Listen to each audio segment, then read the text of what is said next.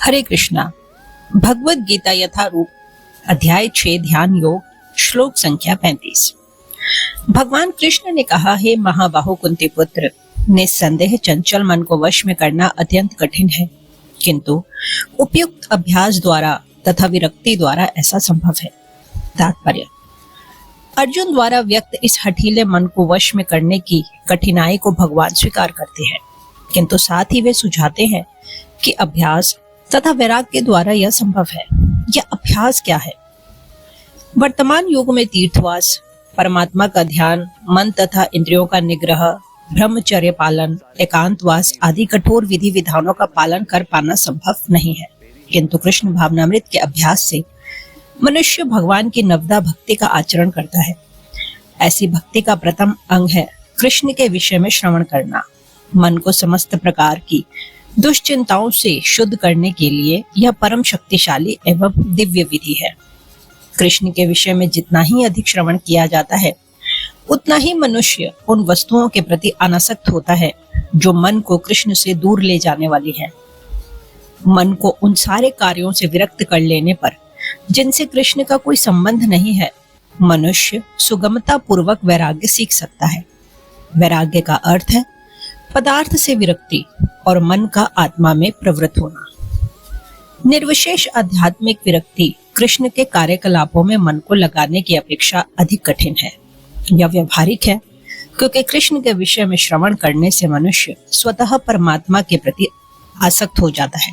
यह आसक्ति परेशानुभूति या आध्यात्मिक तुष्टि कहलाती है। यह वैसे ही है जिस तरह भोजन के प्रत्येक कौर से भूखे को तुष्टि प्राप्त होती है। भूख लगने पर मनुष्य जितना अधिक खाता जाता है, उतना ही अधिक तुष्टि और शक्ति उसे मिलती जाती है। इसी प्रकार भक्ति संपन्न करने से दिव्य तुष्टि की अनुभूति होती है, क्योंकि मन भौतिक वस्तुओं से विरक्त हो जाता है।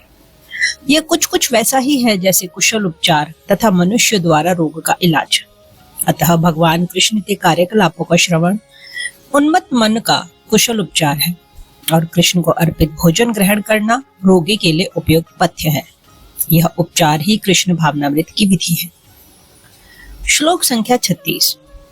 जिसका मन उच्छल है, उसके लिए आत्म साक्षात्कार कठिन कार्य होता है, किंतु जिसका मन संयमित है और जो समुचित उपाय करता है, उसकी सफलता ध्रुव है।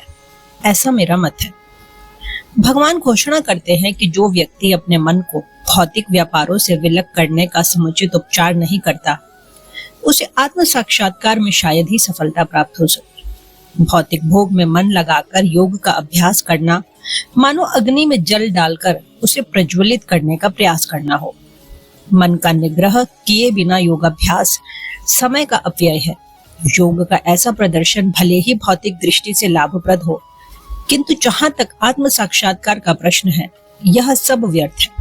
अतः मनुष्य को चाहिए कि भगवान की दिव्य प्रेमा भक्ति में निरंतर मन को लगाकर उसे वश में करे। कृष्ण भावनामृत व्यक्ति बिना किसी अतिरिक्त प्रयास के ही योगाभ्यास का फल सरलता से प्राप्त कर लेता है, किंतु योगाभ्यास करने वाले को कृष्ण भावना भावित हुए बिना सफलता नहीं मिल पाती। इस प्रकार भगवत गीता के अध्याय 6 ध्यान योग के श्लोक संख्या 35 और 36 का भक्ति वेदांत तात्पर्य पूर्ण हुआ। हरे कृष्ण।